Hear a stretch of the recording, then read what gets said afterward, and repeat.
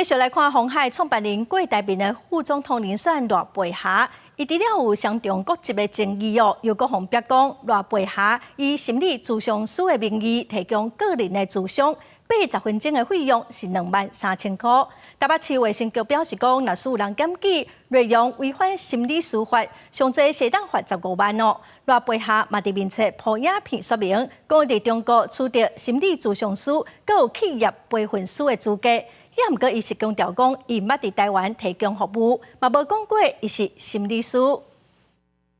心内有关会对亲人朋友无法度讲出嘴，或者是生活当中拄着困难、心情低落、情绪无稳定，毋知要如何抒发，未少人会寻求咨询心理师的协助来找到方法。毋过，即马传出想要参选总统的鸿海创办人郭台铭所公布的副手人选赖培霞，伫官方网站提供1对1咨询服务，每80分钟爱台票23000。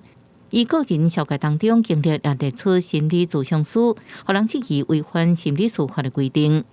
第一个，他并没有直接这样的一个说明，然后也没有这样的一个文字的一个使用的话，大概比较没有办法去认定说他有违反心理司法42条。如果已经有民众会觉得，他这个样其实是误导的话，我们也会希望他能够做一些调整。你可以说我做一些些的心理辅导 ，That's it。所以这个部分，我想很清楚的让大家知道，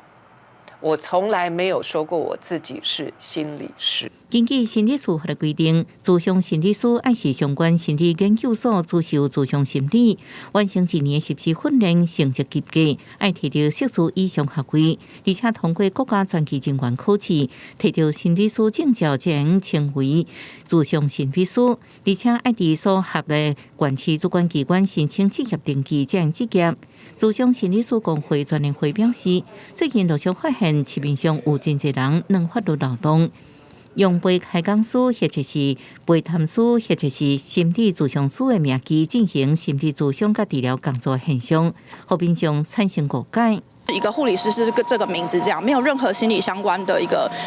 就是专业人员是这个名字。卫生局那边的认定是用实质认定，一旦查了发现，其实我觉得你这个就是所谓的心理咨商哦，纵使你自己说自己是心理咨询，但是还是有可能会开罚。台北市卫生局强调，若接到检举，会依照环节进行调查以外，也含请当事人调整或者是落架这信息内容。